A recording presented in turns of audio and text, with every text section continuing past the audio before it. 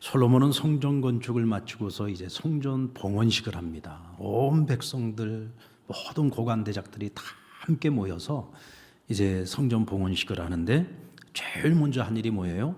성전의 주인이신 여호와 하나님을 모시는 일을 해야 됩니다.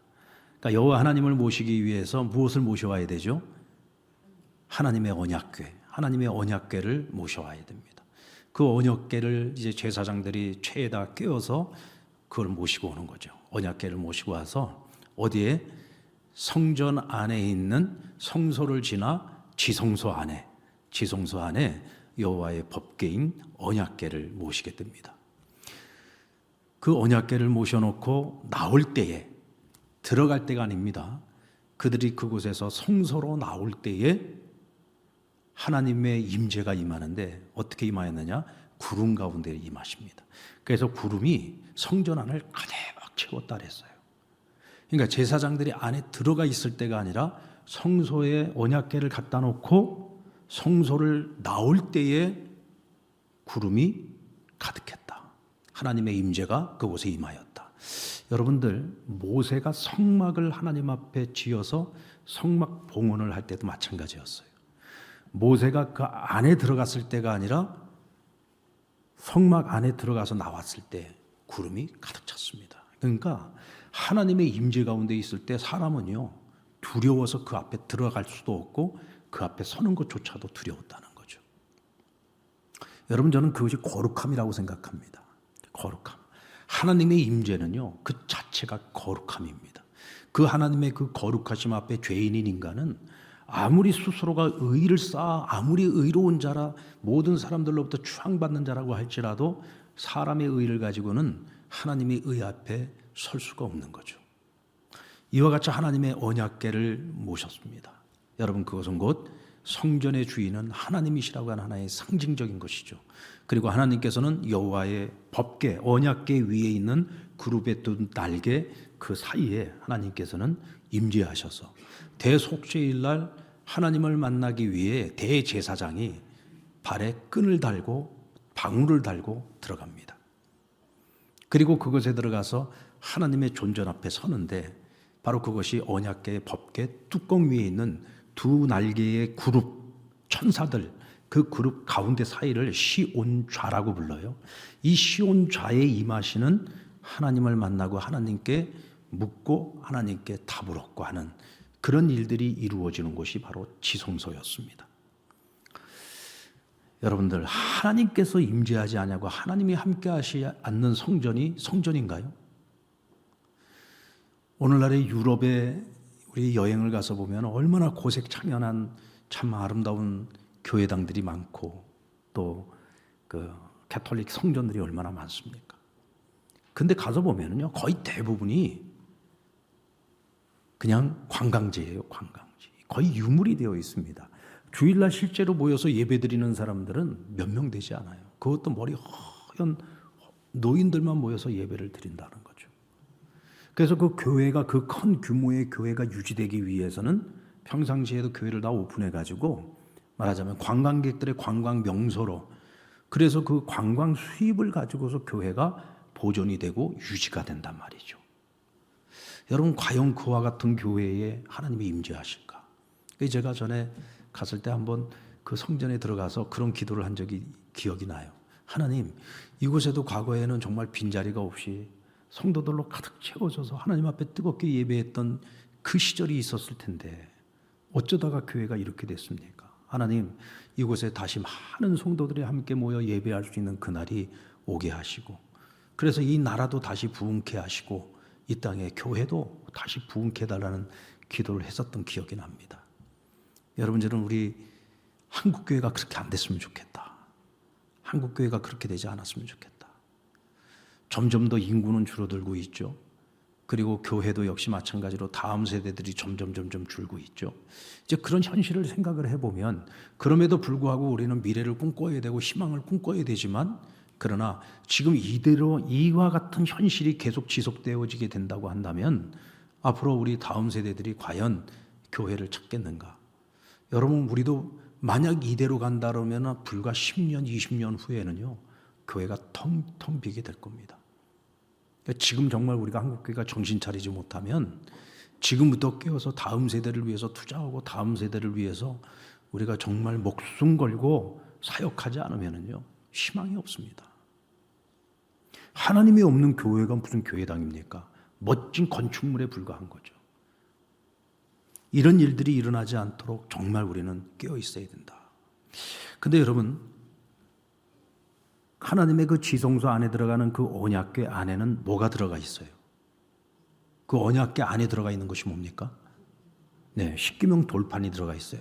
근데 모세가 처음 성막을 짓고 그곳에 들어갔었던 그 언약궤 안에는 뭐가 들어 있었어요? 십계명 돌판만 들어가 있는 게 아니었죠? 네, 아론의 쌍난 지팡이도 들어가 있었고 또 만나를 담은 항아리가 그 안에 들어 있었어요. 그런데 오늘 솔로몬 성전에 들어가는 이 언약궤 안에는요 십계명 돌판만 있습니다. 그러니까 아론의 쌍난 지팡이와 만나를 담았던 항아리는 언제 사라졌는지 모르지만 어쨌든 그것들은 지금 이 안에 들어있질 않아요. 그래서 신학자들은 이 부분을 이렇게 해석을 하기도 하더라고요. 사실은 이제 아론의 쌍난 지팡이라든지 만나와 같은 경우는 이건 기적의 사건이죠. 하나님께서 보여주신 분명 하나님이 이스라엘과 함께 하셨다라고 하는 그것을 상징적으로 나타내고 있는 하나의 어떤 기적의 상징이라고 할 수 있어요. 그런데 기적보다 더 중요한 것이 뭐냐? 하나님의 말씀이라는 거죠. 하나님의 말씀이다. 하나님은 말씀 그 자체입니다. 하나님은 말씀 가운데 임재하십니다. 하나님께서는 말씀을 통해서 자기 백성, 자녀들과 소통하시고 교제하십니다. 하나님께서는 말씀을 통해서 자기 백성들을 성장하게 만드시고 성숙하게 만드시고 하나님의 나라, 하나님의 백성답게 그들을 이끌어 가시고 만들어 가시고 세워 가신다는 겁니다. 그러니까 하나님의 임재의 가장 강력한 상징이 뭐냐? 하나님의 말씀. 그 하나님의 말씀을 상징하는 것이 바로 십계명 돌판이라는 거죠. 예수님께서도 말씀하셨습니다. 너희가 어떤 기적을 행한다고 할지라도 너희가 하나님의 말씀대로 행하지 아니한다면 아버지께서 너희를 모른다 하실 수 있다고 하셨어요. 이제 그만큼 우리가 하나님의 말씀을 붙잡고 살아가는 것이 중요하다. 여러분, 이스라엘 백성들은 하나님과 언약 백성인데 그들이 하나님의 말씀을 버리고 하나님의 말씀을 떠나서 살아간다고 한다면 껍데기는 하나님의 백성일런지 모르지만 그러나 그 속 알맹이는 하나님의 백성이라고 할 수 없는 거예요. 오늘 우리가 하나님의 자녀로 살아갑니다. 참 영광스러운 이름이죠. 그리스도인이라는 이름을 가지고 살아가지만 우리가 하나님의 말씀을 알기는 하는데 그 말씀을 따라 실천하고 살아가지 않으면 하나님께서 우리를 모른다 하실 수 있다는 거예요. 어쩌면 우리는 내가 하나님의 자녀라고 생각하고 살았는데 하나님 앞에 섰을 때 하나님께서 우리를 모른다 하시면 그것으로 끝입니다. 그리고 우리는 이 말씀을 정말 깊이 생각해야 됩니다. 하나님의 말씀을 붙들고 이스라엘 백성들이 십계명 돌판에 있는 그 기록된 하나님의 말씀대로 살아가야 했던 것처럼 오늘 우리도 하나님 말씀대로 살아가야 된다. 아멘. 그런 사람들이 모여있는 성전이야말로 진정 하나님이 임재하시는 성전이죠. 그런 사람들이 함께 모여 예배하는 이 예배당, 이 교회당이 진정한 교회인 것입니다. 아멘. 자, 성전 봉헌식의 하이라이트는 언약궤를 지성소에 안치하는 일이었고 그 다음은 뭐냐? 솔로몬의 기도입니다. 제사장들이 지성소에 언약을 들여놓고 성소를 나올 때 구름이 성전 안에 가득하고 하나님의 임재를 보게 되죠. 그리고 난 후에 솔로몬이 이스라엘을 대표해서 왕으로서 뿐만 아니라 이스라엘의 영적 상징으로서 하나님 앞에 이 성전을 봉헌하며 기도를 하는 거예요. 자, 이제 우리가 그 기도의 내용을 함께 살펴보려고 합니다. 먼저 그는 하나님의 언약을 기억하며 은혜 베푸실 것을 강구하고 있어요. 우리 23절 말씀을 같이 한번 읽어볼까요? 시작. 이르되 이스라엘 하나님 여호와여 위로 하늘과 아래로 땅에 주와 같은 신은 없나이다. 주께서는 온 마음으로 주의 앞에서 행하는 종들에게 언약을 지키시고 은혜를 베푸시나이다. 먼저 솔로몬은 하나님을 어떤 하나님으로 고백하고 있어요? 상천하지에 여호와 하나님과 같은 분은 없다. 여호와 하나님 같은 신은 없다라고 고백을 합니다. 이것은요 유일신 하나님에 대한 고백입니다. 신들이 많은데 그 중에 하나님이 으뜸입니다. 이 얘기가 아니에요.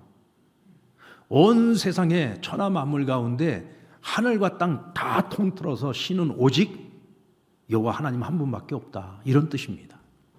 유일신 하나님에 대한 신앙 고백을 하고 있는 것이고요. 하나님은 주 앞에서 신실한 종들에게 언약을 지키시고 은혜를 베푸시는 분이다. 하나님은 하나님 앞에 성실한 자들에게 무엇을 베푼다고요? 언약을 지키시고 은혜를 베푸시는 분이시다라고 고백합니다. 여러분, 하나님께서는 언약을 지키시는 분입니다. 식언치 않으시는 분. 언약을 해놓고서 그것을 깜빡하거나 잊어버리거나 지키지 않는 분이 아니라 자신의 입으로 언약한 것은 반드시 지키시는 하나님이시다라고 고백을 하고 있는 것입니다. 그래서 그는 오늘 하나님께서 다윗과 내 아버지 다윗과 언약을 맺으셨는데 이제는 하나님 내 아버지 다윗과 하신 그 언약을 이제는 하나님께서 지켜주셔야 됩니다. 마치 하나님께서 어음을 써줬어요. 근데 이 어음을 써줄 때는요, 어음 써주는 사람이 어음을 받는 사람에게 어떤 존재여야 됩니까? 믿을만하고 신뢰할 만한 존재여야 되잖아요. 옛날에는 뭐 어음 부도 사건 많이 있었죠. 근데 사실 여러분 어음 받을 때 이거 돌려받지 못할 거라고 생각하고 받아요? 다 돌려받을 거라고 생각해요? 안 받아봐서 모릅니까? 옛날에 다들 믿고 어음을 받는데 문제는 뭐냐면 어음 준 사람이 나중에 부도를 내버리거나 도망가 버리거나 그럼 이거는 뭐예요? 아무짝에도 쓸모 하나의 그냥 종이 쪼가리밖에 안 되는 게 그게 어음이거든요. 근데 여러분 솔로몬은 믿는 거예요. 뭘 믿느냐? 내 아버지 다윗이 여호와 하나님을 100% 믿었어요. 절대적으로 믿었어요. 하나님은 약속을 절대로 부도서 펴내시는 분이 아니라는 것을 믿었단 말이에요. 그러니까 솔로몬도 그걸 믿어요. 그러니까 내 아버지 다윗에게 하셨던 그 언약의 약속을 이루실 것을 제가 믿습니다. 이제 이루어 주시옵소서. 그러니까 이제 어음을 내미는 거예요. 어음 내밀면서 이제 약속을 지켜주셔야 됩니다라고 하나님께 지금 강구하고 있는 거죠. 자, 그러면 솔로몬의 기도의 근거는 뭐였느냐? 언약을 성실히 지키시는 하나님에 대한 믿음 때문이었다라는 겁니다. 여러분들 믿으십니까? 여러분들도 믿으십니까? 하나님의 약속을 믿으십니까? 그렇다면 여러분들은 하나님께 어떤 약속을 받으셨습니까? 여러분들 하나님께 받은 약속 혹시 노트에다가 적어놓은 거 있으세요? 하나님께 받은 약속 노트에다가 적어놓은 거 있냐? 이거 적어놓은 게 있어야 뭐 나중에 그 약속을 붙들고 내가 하나님께 기도할 거 아니에요. 그래서 여러분 우리에게는 묵상 노트가 필요한 거예요. 매일매일 하나님의 말씀을 묵상하면서 그 묵상하는 그 말씀 가운데 하나님이 내게 주시는 그 약속의 말씀들을 거기에 우리가 기록을 해놓는 겁니다. 그래서 우리가 기도를 할 때는 그냥 막연하게 기도를 하는 것이 아니라 하나님이 주신 그 약속의 말씀을 붙들고 그 언약의 말씀이니까 그 언약의 말씀을 붙들고 기도하는 거예요. 지금 여러분들 우리 마드와이즈 기도에서도 같은 기도를 하고 있잖아요.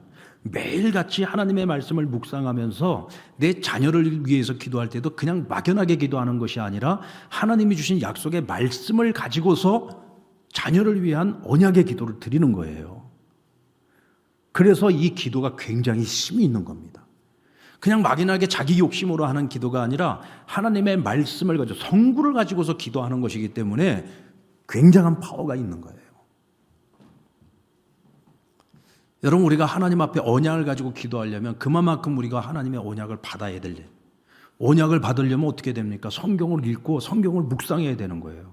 성경을 아는 것만큼 우리는 하나님을 알 수 있고 하나님을 아는 것만큼 우리는 더 많은 약속을 가지고 하나님 앞에 기도할 수 있는 겁니다. 이때 여러분 하나님의 은혜가 우리 가운데 임하는 것이고 때가 되면 하나님의 방법으로 하나님이 그 언약의 약속을 지켜주시고 이루어 주시는 거죠.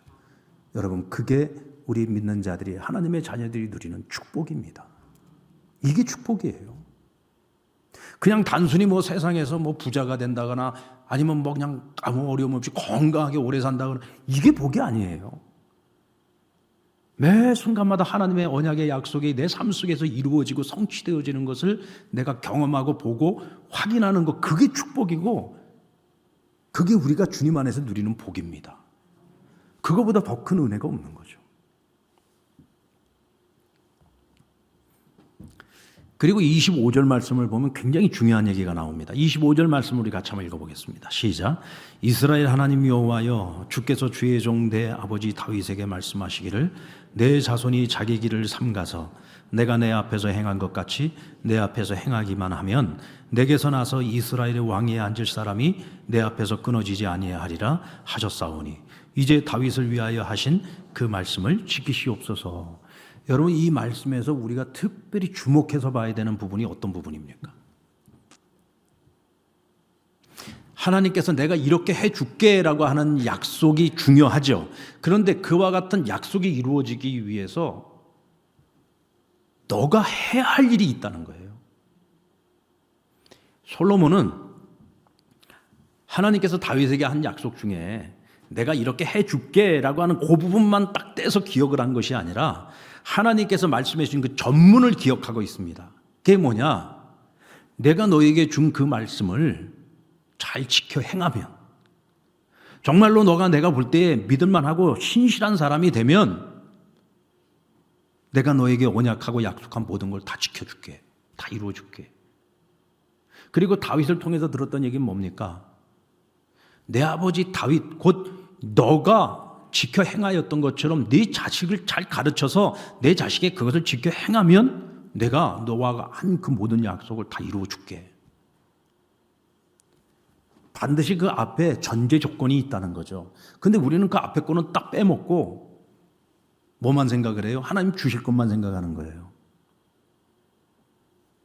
요한복음 15장 5절 말씀에 보면 하나님 우리에게 약속한 것이 뭡니까? 너희가 내 안에 거하고 내 말이 너희 안에 거하면 너희가 무엇을 구하든지 내가 다 들어주시겠다 그랬어요. 그럼 우리는 무엇을 구해도 하나님 다 응답해 주시는구나. 여기에 우리는 은혜를 많이 받아요. 근데 그 앞에 있는 if, 만약 너희가 이렇게 하면, 이 부분이 더 중요한 겁니다. 너희가 내 안에 거하고 내 말이 너희 안에 거하면, 여러분 우리가 주의 말씀 안에서 말씀을 따라 실천하고 살아가면 우리 하나님 보실 때 믿을 만한 사람이 되는 거 아니에요. 신실한 자가 되는 거 아닙니까? 너희가 내가 볼 때 믿을 만하면 무엇을 구하든 내가 다 들어줄게, 이 얘기예요.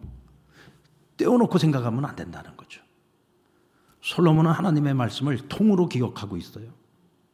그래서 받을 것만 생각하는 것이 아니라 내가 행할 것도 생각을 하고 있다는 거죠. 여러분 우리 그리스도인들의 신앙이 이래야 되지 않겠습니까? 그저 하나님께 받을 것만 생각, 받을 은혜만 생각하는 것이 아니라 우리가 해야 할 일이 무엇인지도 우리는 끊임없이 돌아봐야 되고 생각해야 되고 결단해야 되고 실천해야 된다는 겁니다. 자, 그 다음은 솔로몬이 자신과 백성들이 성전을 향하여 기도할 때마다, 성전을 향하여 기도할 때마다 우리의 기도를 들어주옵소서, 그리고 우리의 죄를 사하여 주옵소서라고 간구를 합니다. 자, 오늘 솔로몬은 자신이 왕궁에 있어요. 왕궁에 있는데 하나님께 기도를 해요. 근데 그냥 기도를 하는 것이 아니라 항상 성전을 향하여 기도한다 그랬어요. 왜 성전을 향해서 기도할까요? 성전에 누가 계세요? 하나님이 계시니까. 그래서 성전을 향하여 기도한다는 거예요. 자, 그런데 29절 말씀에 보면 이런 말씀이 나옵니다. 이 성전을 향하여 주의 눈이 주야로 보시오며 그랬어요. 주의 성전을 향하여 주의 눈이 주야로 보시오며. 그러니까 솔로몬은 하나님의 임재라고 하는 것을 이렇게 생각하고 있는 것 같아요. 하나님의 임재는 성전에 하나님이 계시기도 하지만 또 한편으로는 하나님은 이 성전에만 모셔놓을 수 있는 분이 아니잖아요. 왜? 하나님은 온 우주와 하나님 지으신 이 지구와 온 만물 모든 것이 다 하나님의 집이에요. 그러니까 하나님께서 이 성전을 주야로 지켜보신다는 거예요. 이 또한 임재라는 겁니다. 그래서 솔로몬은 기도를 할 때에도 그와 같은 하나님의 시선을 가지고 성전을 바라보며 하나님의 임재 앞에서 기도를 한다는 거예요. 근데 자기만 그렇게 하는 것이 아니라 모든 이스라엘 백성들이 성전을 향하여 기도할 때 우리의 기도를 들어주옵소서. 여러분, 하나님께서 우리 상랑교회에 임재하고 계십니까? 믿습니까? 하나님께서 주야로 하나님의 성전이 우리 상랑교회를 주목하고 계십니까? 아멘? 그럼 우리는 어떻게 해야 돼요? 우리도 기도할 때 상랑교회를 향하여 기도하시면 되는 거예요. 하나님이 임재하시는 곳, 하나님이 주목하시는 성전, 우리 상랑교회를 위해서 기도하는 거예요. 상랑교회를 바라보면서 기도하는 거죠. 이때 하나님께서 우리의 기도를 응답하신다.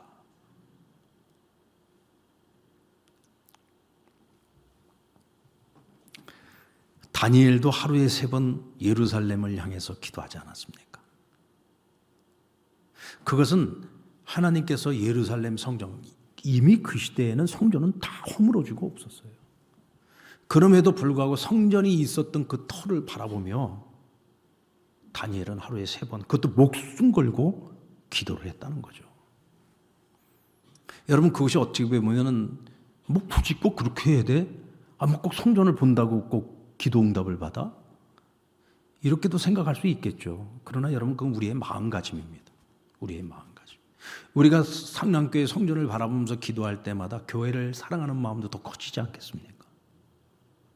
그러면서 성전을 바라보면서 기도하면 나를 위한 기도도 하겠지만 하나님의 성전인 주의 몸된 교회인 상랑교회를 위해서도 내 기도하면서도 한 번은 더 기도하지 않겠습니까? 아멘. 그리고 여기서 더 핵심이 되는 부분이 있어요. 그게 뭐냐면 제가 기도할 때나 백성들이 기도할 때나 하나님 우리의 기도에 응답해 주시는데 항상 우리가 어떤 기도를 드리든지 하나님 우리의 죄를 사하여 주옵소서라는 기도를 합니다.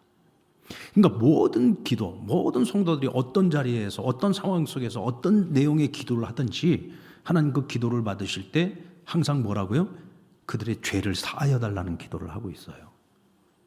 왜냐하면 여러분, 하나님과 우리 사이에 우리가 구하고 하나님께서 응답하실 때 하나님이 우리의 기도를 들으시고 하나님 응답을 하실 때 그 사이에는 뭐가 있냐면 죄라는 문제가 있어요.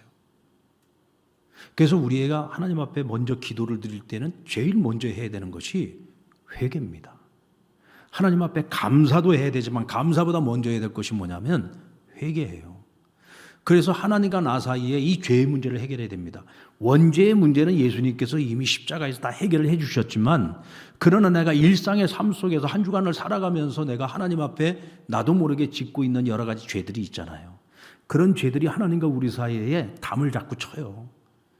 그러니까 그것을 먼저 우리가 하나님 앞에 회개하고 그리고 간구하며 나아갈 때 하나님께서 우리의 죄를 사하실 뿐만 아니라 하나님과 우리 사이에 소통과 교통이 이루어지고 하나님 우리의 기도를 들으시며 응답해 주신다는 거예요. 그러므로 먼저 죄를 사하여 달라는 기도를 하고 있는 겁니다. 여러분, 우리도 늘 하나님 앞에 기도할 때 항상 회개로부터 기도의 문을 여시기를 바랍니다. 아멘. 회개로부터 기도의 문을 여는 것이 여러분 스타트라는 사실을 꼭 기억하시고 기도하십시다. 자, 그 다음에 오늘 솔로몬은 우리 가운데 재앙이 임했을 때를 대비해서 지금 하나님께 기도를 합니다. 여러분, 하나님의 백성이라고 해서 항상 좋은 일만 있는 거 아니잖아요. 우리가 하나님의 자녀들 그리스도인이라고 해서 우리에게 항상 좋은 일만 있나요? 아니잖아요. 여러분, 비가 오면 비 맞아요, 안 맞아요? 우산 쓰면 안 맞는다고요? 우리가 그렇게 생각하지 말고 우산이 없어. 그런데 뭐 믿는 사람이나 안 믿는 사람이나 비 오면 비 맞아야 돼, 안 맞아요? 다 똑같이 비 맞는 거잖아요. 세상이 어지러워져요. 세상이 힘들고 어려워요. 그러면 우리가 원튼 원치 않든 똑같이 우린 비를 맞을 수밖에 없어요. 세상에 재앙이 임할 때 똑같이 재앙 아래에 있는 거예요. 자, 이와 같은 재앙을 우리가 당하게 될 때 오늘 솔로몬은 지금 무엇을 간구하고 있느냐? 하나님, 우리가 재앙 가운데 처했을 때 백성들이 회개하고 하나님께로 돌아오면 하나님 뜻을 돌이켜서 우리를 용서해 주시고 우리의 죄를 사하여 주시고 우리를 회복시켜 달라는 기도를 하고 있는 거예요. 이것은 무엇을 근거로 하고 있는 거냐면 인간은 죄인이라는 걸 근거로 말하고 있는 겁니다. 인간은 죄인이다. 아무리 거룩하고 의로운 사람이라고 할지라도 자신도 모르게 우리는 죄를 지을 수밖에 없는 존재예요. 이스라엘의 그 역사를 통해서 우리가 알고 있지만 그들은 날마다 하나님 앞에 그렇게 규칙적이고 그렇게 많은 제사를 드리면서 살아가는 백성들인데도 불구하고 그들이 하나님 떠났어요, 안 떠났어요? 하나님 떠났어요. 죄 지었어요, 안 지었어요? 죄 지었어요. 그 결과로 여러분, 하나님께서는 이방 민족을 들어서 그 백성들을 치시기도 하고 그 전쟁에서 패하고 얼마나 많은 어려움들을 당합니까? 때로는 그거 갖고 안 될 때는 하나님께서 가뭄을 보내시기도 하고, 때로는 질병을 보내시기도, 온역을 보내시기도 하고, 전염병을 보내시기도 하고, 그와 같은 재앙들이 임한단 말이죠. 근데 이런 재앙들이 임할 때마다 백성들이 깨닫는다는 거예요. 아, 우리가 하나님 앞에 떠나 있었구나. 우리가 하나님 말씀을 지켜 행하지 못했구나. 우리가 하나님 앞에 범죄하고 있었구나. 여러분, 때로 하나님께서 재앙을 통해서 우리가 계속해서 폭주 기관차처럼 잘못된 길을 계속 달려가지 못하도록 스탑! 하고 하나님께서 빨간불을 딱 켜실 때가 있어요. 그게 뭐냐? 재앙이거든요. 근데 이 재앙이라고 하는 것이 죽을 만큼은 아니야. 그래서 우리로 하여금 깨닫게 하시는 거예요. 그래서 우리의 죄를 하나님 앞에 회개하고 돌아오게 되면 그때 하나님, 야, 니네가 그 죄를 지을 때는 언제고 이제 와서 또 회개냐? 그리고 우리를 버리지 마시고 우리를 긍휼히 여겨달라는 거예요. 불쌍히 여겨달라는 거예요. 그래서 원수들의 손에서 우리를 건져내어 주시고, 가뭄 때문에 수많은 사람들이 죽어나가고 있는 이때에 하나님 하늘에서 비를 내려주시고, 전염병으로 수없이 많은 사람들이 죽어나가고 있을 때 하나님 전염병이 사라지게 해주시고, 질병으로 고통받고 죽어가고 있는 자들을 하나님 살려주시고, 그러니까 하나님의 은혜와 긍휼을 구하고 있는 거예요. 여러분, 저는 이 기도가 굉장히 중요하다고 생각합니다. 우리는요, 항상 하나님께 좋은 것만 구하잖아요. 그렇죠. 우리 항상 형통한 것만을 구하고, 그냥 내 인생에는 어려운 문제는 아예 그냥 없을 거라고 생각하고, 항상 하나님과 함께 할 때는 좋은 일만 있을 거야. 그래서 항상 좋은 것만 구하잖아요. 근데 솔로몬은 그게 아니에요. 우리의 인생은 쇳덩어리라 언제든지 우리는 하나님 앞에 범죄할 수 있고, 우리는 언제든지 하나님의 그 심판 앞에 설 수밖에 없는 존재들이니 그때를 대비하여 하나님 우리를 용서해 달라고 은혜의 비상구를 지금 만들고 있는 거예요. 그 덕분에 여러분, 이스라엘의 역사를 보면 얼마나 많은 하나님의 은혜를 그들이 잊게 됩니까? 인간적으로 생각하면 절대로 하나님이 용서하지 않을 것 같은데 하나님 또 용서하시잖아요. 그래서 그들을 다시금 회복시키시고 그들에게 살 길을 열어주지 않습니까?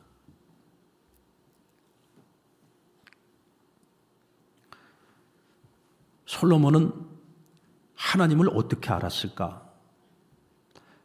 하나님이 어떤 분이신지, 어떻게 보면 그 나이나 그의 인생의 경륜에 비해서 하나님을 너무 잘 알고 있어요. 어떻게 이렇게 잘 알았을까? 저는 아무리 생각을 해봐도 어떻게 이렇게 잘 알았을까? 뭐 그것은 모세의 오경이라든지 아니면 선지자들의 어떤 글이라든지 그런 것들을 통해서 알겠지만, 사실 그 시대만 하더라도 뭐 선지자들이 그렇게 많지 않았잖아요. 이 선지자들은 이제 나중에 이 왕국 시대에 선지자들이 많이 나타났지, 그 앞에야 뭐 엘리사라든지 엘리야라든지 그런 대표적인 선지자들, 또 그 외에도 많은 선지자들이 있었겠지만 이와 같이 책으로 글로 남겨진 그런 선교사들이 많지는 않았거든요. 그러면 누구를 통해, 무엇을 통해서 가장 하나님에 대하여 많은 것을 배울 수 있었을까? 저는 다윗의 시편이라고 생각을 합니다. 아버지 다윗이 썼던 그 수많은 시들이 있잖아요. 그게 전부 다 보면은 기도거든요. 찬양이고. 그러니까 아버지가 지은 그 찬양과 그 기도들을 통해서, 아, 우리 아버지가 만난 하나님, 우리 아버지가 경외하는 하나님은 이런 하나님이시구나라고 하는 것을 다윗의 시편을 통해서, 그의 기도와 그의 찬양을 통해서 하나님은 이런 분이라고 하는 것을 많이 알게 된 거죠. 알기 때문에 하나님께 이런 은혜를 구하고 긍휼을 구할 수 있는 거예요. 그래서 여러분, 우리가 하나님을 아는 것이 중요하다는 겁니다. 그리고 또 한 가지 기도하고 있는 것은 뭐냐면 이방인의 기도에 대해서도 응답을 해달라는 겁니다. 근데 여기서 말하는 이방인이라고 하는 것은 원래는 이방인인데 유대인으로 이스라엘 백성으로 귀화한 사람들을 의미하는 게 아니에요. 여기서 말하는 이방인들이라고 하는 것은 이스라엘로 귀화한 사람들이 아닙니다. 단지 이스라엘 하나님에 대한 이야기를 듣고 그들의 마음속에 여호와 하나님, 이스라엘의 하나님을 경외하는 마음을 가지고 있는 사람들이 있어요. 이방인들 중에. 그런데 그들이 이스라엘 땅에 와서 성전 안에 들어갈 수가 없으니까 각자가 자기들이 있는 그곳에서 성전을 향하여, 이스라엘 백성들이 성전을 향하여 기도하는 것처럼 이방인들 가운데에도 성전을 향하여 기도하는 사람들이 있다는 거예요. 그와 같을 때에 우리가 기도해서 하나님이 응답하시는 것처럼 그 이방인들의 기도에도 하나님이 응답해달라고 기도를 하고 있는 겁니다. 벌써 이 솔로몬은요, 하나님의 뜻을 알고 있는 거예요.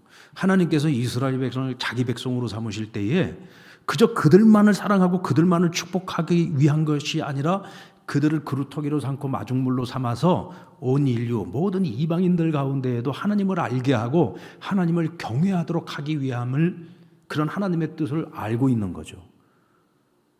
그러니까 이방인들의 기도에도 응답해 주십시오라고 기도를 하고 있는 겁니다. 그래서 여러분, 솔로몬의 성전에는 뭐가 있어요? 이방인의 뜰이 있지 않습니까? 이방인의 뜰. 그러니까 이방인들조차도 품고 있는 그런 기도를 하고 있다는 겁니다. 여러분, 그런 의미에서 보면은 오늘 우리가 세계 선교지에 나가 있는 선교사님들을 위해서 기도하고, 또 우리가 같이 협력하고 있는 그 선교지를 위해서, 또 그 선교지에서 살고 있는 그 이방인들을 위한 기도를 우리가 해야 되는 거고, 우리 38선 너머에 있는 저 북한에 있는 우리 동포들을 위해서, 동족들을 위해서도 기도해야 되는 거고. 여러분, 우리는 그 빚을 졌어요. 이 솔로몬의 기도로부터 우리가 빚을 진 겁니다. 그러므로 우리도 그 빚을 갚아야 되는 거예요. 이방인을 위한 기도를 해야 된다. 지금 그리스도 밖에 있는 사람들, 그들이 우리를 통해서 더 많은 사람들이 하나님에 대해서 조금이라도 알고 정말 그들의 인생에 절박한 문제가 있을 때, 그들이 하나님을 정확하게는 몰라요. 많이는 몰라요. 확실히는 모르지만 너무나도 절박한 마음을 가지고 하나님께 기도할 때 그 기도를 들어달라는 거예요. 여러분, 우리가 선교지를 나간다든지 혹은 우리가 이 지역에서도요, 사람들에게 복음을 전하다가 이 사람들이 잘 받아들이지 않죠. 그럴 때 우리가, 지금은 잘 모르시겠지만 제가 당신을 위해서 제가 믿는 하나님께 기도해 드릴까요? 하고 물어보면 대부분의 사람들이요, 기도는 거절 안 합니다. 왜냐하면 그 신이 있는지 없는지 잘은 모르겠어. 근데 어쨌든 만약에 그 신이 있다고 한다면 그 신에게 나를 위해서 이 사람이 빌어준다는데 뭐 나쁠 거 없잖아요. 그러니까 선교지에 가서도 보면은 다른 종교를 믿고 있는 사람들인데도 기도해 주겠다 하면 기도는 다 하라래요. 근데 여러분들, 만약에 그들이 가지고 있는 어떤 절박한 문제들이 있는데 우리가 그 사람을 위해서 기도해 주고 난 후에 만약 이 사람이 그 기도의 응답을 받았다고 합시다. 그러면 이 사람이 뭔가 정확하게는 모르겠지만, 야, 이거 그 사람이 믿는 하나님이 진짜로 계신 거 아니야? 뭐 그런 생각할 수 있잖아요. 그러면서 대체 기독교가 무슨 종교야? 하고 기독교에 대해서 알아보고 싶은 마음도 생길 수 있고, 성령님께서 그 사람에게 역사하시면 어떤 수단과 방법을 통해서든 그 사람이 하나님께로 돌아올 수 있는 거예요. 여러분, 이방인을 위한 기도는 우리에게 사명입니다. 이거 해도 되고 안 해도 되는 기도가 아니라 이건 우리가 반드시 해야 되는 기도라는 것을 알 수 있죠. 그리고 마지막으로 굉장히 의미심장한 기도를 합니다. 하나님, 만약에 이 이스라엘 백성이 하나님을 떠나가지고 못된 짓 하다가 전쟁을 통해서 이 나라가 망해서 백성들이 남의 나라에 포로로 끌려가, 마치 여러분 앞으로 한 수백 년 후에 일어날 일을 마치 무슨 성령이 계시라도 받은 것처럼 솔로몬이 그 얘기를 하고 있는 거예요.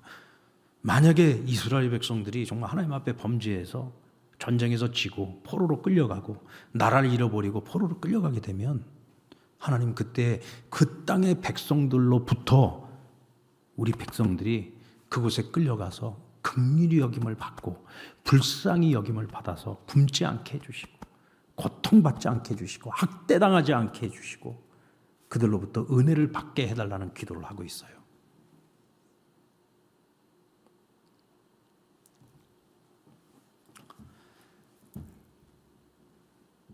대단하지 않습니까? 전 솔로몬이 어떻게 이런 기도를 할 수 있을까? 이게 수백 년 후에 일어날 일인데 어떻게 이런 기도를 할 수 있었을까? 저는 그것이 솔로몬이 무슨 선지자라서가 아니라요, 인간에 대한 이해가 분명했기 때문이에요. 인간에 대한 이해가. 충분히 이런 일이 일어날 수도 있다. 왜? 하나님의 약속이 있기 때문에. 하나님 뭐라고 약속하셨습니까? 내가 너희에게 준 이 말씀을 지켜 행하면 너희에게 복이 임하지만 너희가 이 말씀을 지켜 행하지 아니하고 나를 떠나고 너희가 범죄하고 우상 숭배하면 어떤 일이 벌어진다? 너희에게 화가 임할 수 있다. 너희가 이 땅에서 영원히 영원을 누리는 것이 아니라 이 땅을 빼앗기고 너희가 이곳을 떠나가게 될 날이 올 것이다. 이렇게 될 수도 있다는 것을 솔로몬은 이미 알고 있었고 걱정이 됐던 거예요. 그러니까 미리 하나님께 그것을 간구하고 있는 겁니다. 만약에 그런 일이 있더라도 이 백성들이 끌려가서 처참한 신세가 되지 않게 해달라고 간구하는. 그리고 그들이 진정으로 깨닫고 회개해서 하나님께로 돌아오면 하나님 그들을 회복시켜달라고, 다시 돌아올 수 있게 해달라고 그 기도를 하고 있는 겁니다.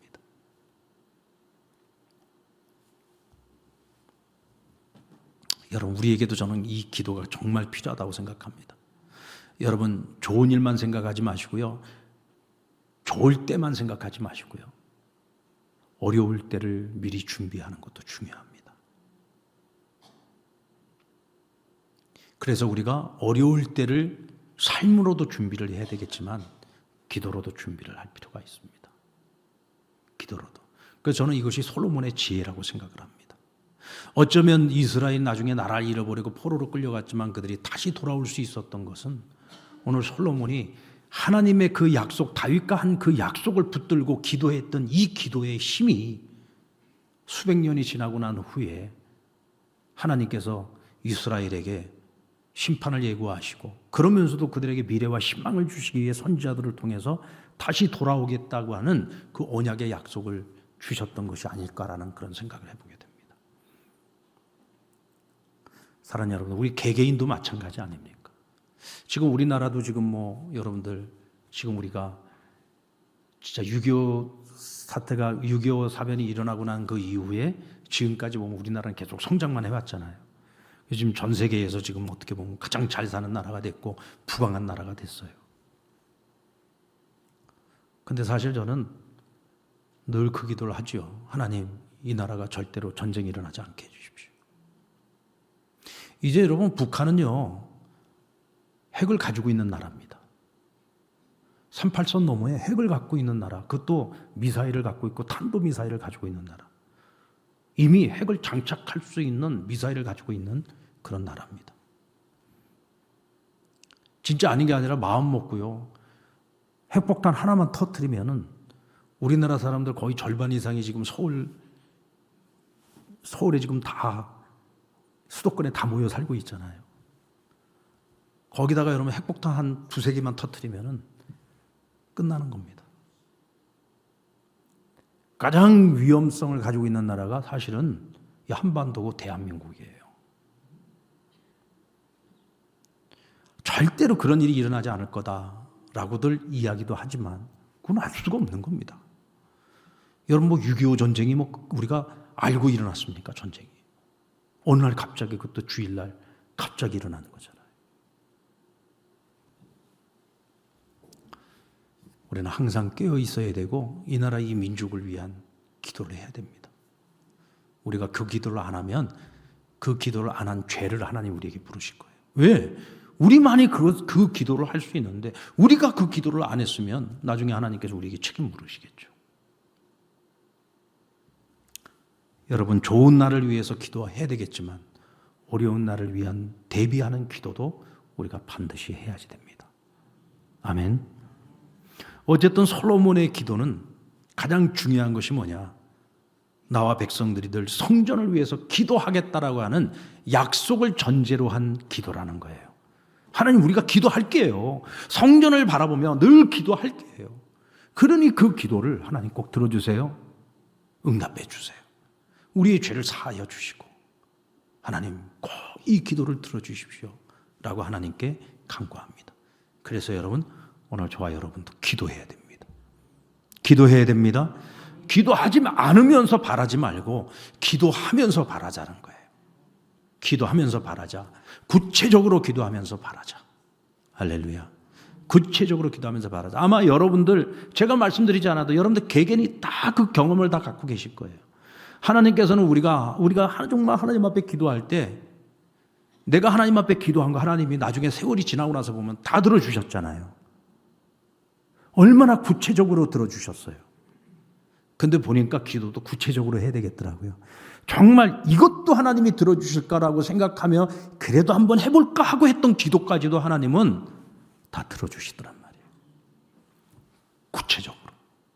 오늘 솔로몬이 구체적으로 기도했던 것처럼 여러분 우리도 그렇게 구체적인 기도를 통하여 하나님의 응답을 누리는 저와 여러분 되시기를 우리 주님의 이름으로 축원합니다.